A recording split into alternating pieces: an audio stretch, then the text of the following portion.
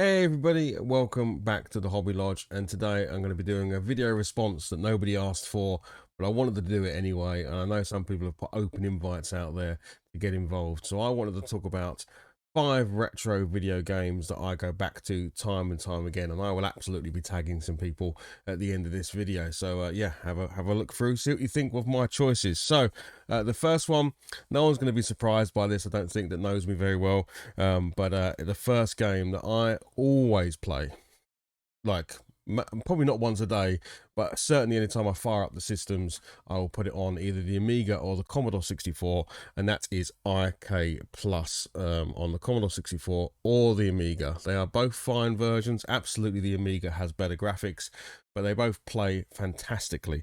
I don't think on the Commodore 64 there was a better fighting game, you know, one-on-one, one-on-two, and that was one of the great mechanics of this game, the fact that it wasn't just you versus the computer or you versus another player.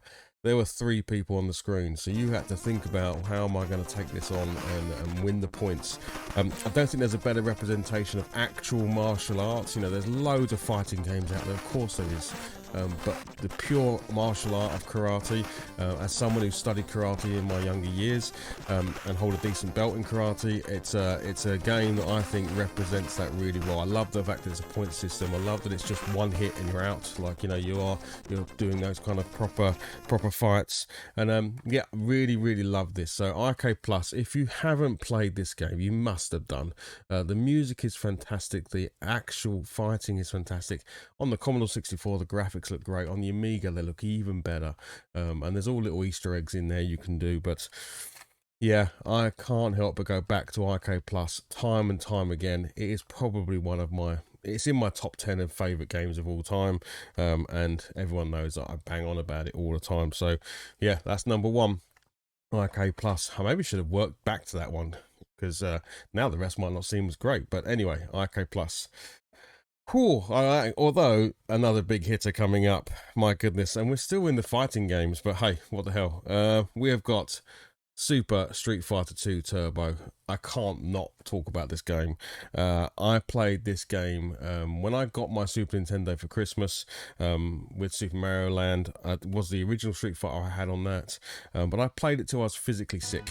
So I was, my dad set me up in front of the armchair with a little CRT, little 14, it probably might have been smaller than the 14-inch one, and I sat there for the whole of Christmas Day just playing that Super Nintendo, and the next morning, you know, they say you get square eyes from watching telly. Well, I definitely had square eyes, or something was going wrong, because I was as sick as a dog on the Boxing Day and couldn't play my Super Nintendo at all. So, but man, this game was amazing. I played it in the arcades whenever I could. It was amazing to be able to bring it home and play it on the home consoles. I only play Ken. He's the only one I'm any good at. I love playing Ken in this game. And yeah, I will always pick up a controller and play Street Fighter, or on the arcade, or anywhere else I can get my hands on. In fact, any version of Street Fighter is worth playing. So yeah, Super Street Fighter 2 Turbo on the Super Nintendo is another retro game that I'm always going to play. Right, next up, funny enough, there's another arcade. There's a bit of a theme here, because a lot of these games I played in the arcade, and when they came home, I was amazed by it. So the next one is on the PlayStation and PlayStation 2. I love light gun games. I was a massive fan of light gun games in the arcade, you know, from the Time Crises to the game that I hold in my hand right now, Mad Dog McCree. Anything I could get my hands on where I get to shoot a gun at a screen, I was really happy to do. So the entire Point Blank series for me is an amazing set of games. I own them all. I just got Point Blank 1 out just to show it, but you know, when I pop that up there, I do mean 2 and 3 as well. And if I could bundle them all in under this section, but any light gun game on the PS1 and even on the PS2 to me is fantastic, especially now, thanks to I'll give you a shout out, Sega Saturn lad, who I picked up a recoil gun from Swap Shop, Retro Chef Swap Shop. with it's got a laser pointer, it's got recoil action on the gun, just like you had in the arcades, and it makes these games even more immersive. Just the fact when you pull the trigger, the chamber on the gun recoils. It's really, really cool. I love it. So yeah, Point Blank, but Point Blank 2, Point Blank 3, they're all amazing. I absolutely love them. So yeah, if you've not tried these games out and you're any type of fan of light gun games, highly, highly recommend it. Okay, next up, it's another arcade game. This was the theme, you know, the games that I used to play as a kid in the arcade. And this one is super special. This one, for me, is the only reason to own the system.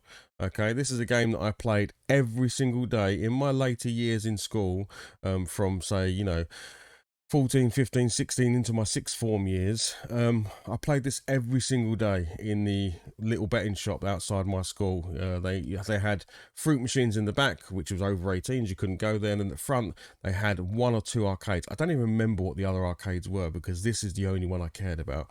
And this was, if you were good at this game, you were cool in my group, and we all went there and tried to beat each other's scores every day, and that is Sega Rally. Sega Rally on the Sega Master System is probably the only reason I own a Sega Saturn. Sorry, because I was playing Sega Master System last night. Sega Saturn, Sega Rally. What can I say? It is damn near close as you're going to get to what we had in the arcade. I believe there was a PS2 version of Sega Rally out in Japan. I don't know if it ever made it over here, which is supposed to be look a bit better. I don't know how it plays, I've never played it, but for me, this is it. You know, this is better than the Dreamcast version, this is better than any other version I've played it, and it is close as you're going to get to an arcade replication of the game.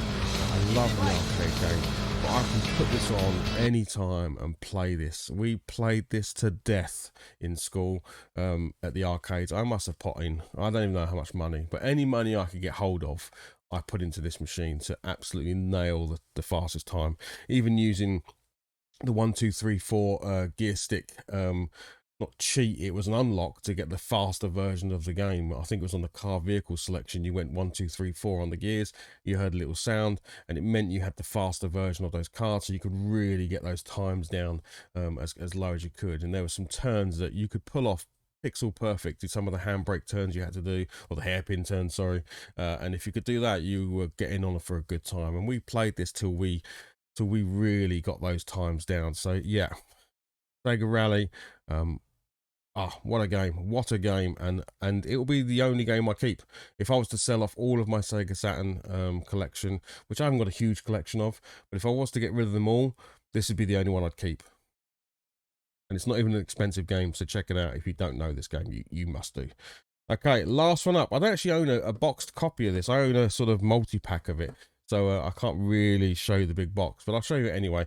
And this is a game where, again, the music, the gameplay, and actually the company that made this game, they didn't make a bad game. So it's on here, but I'll have to show you up close. It is, of course, Cannon Fodder on the Amiga. But I could have put Sensible Soccer in here as well. These guys smashed it out of the park when they made video games. Sensible Soccer is a game I could play every day. And Cannon Fodder, whenever I put my Amiga on, my mouse pointer just starts heading towards Cannon Fodder every time. I do want to pick up a big box copy of it, and hopefully I will do that soon.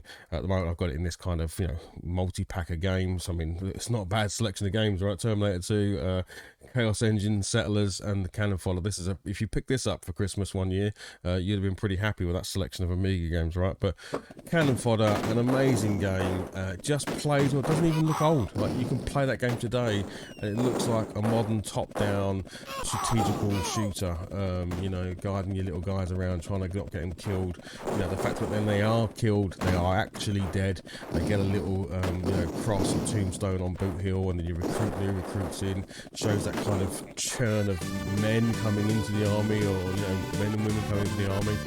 And it's just, wow, what a game. What a fantastic game. Cannon Fodder 2, not so much for me. You know, I didn't really dig the alien side of things, but Cannon Fodder, it's just, it hits the nostalgia bones everywhere when you put that game on. It's just fantastic. So that's my 5 games. I do have a sort of, I don't know if I can get away with this, but this is you know, I have to mention this game because I've been playing it since 2004. Is 2004 retro?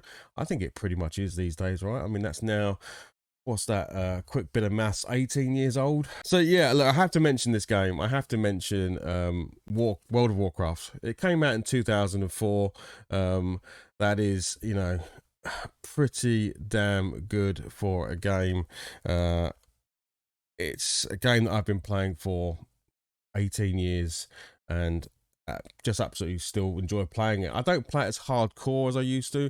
I used to play this a lot. I used to play this till the sun came up, you know, and it used to, I used to get a bit of trouble from playing this game. You know, these are one of those highly addictive games, but I genuinely think it's a fantastic game that I've enjoyed over the years.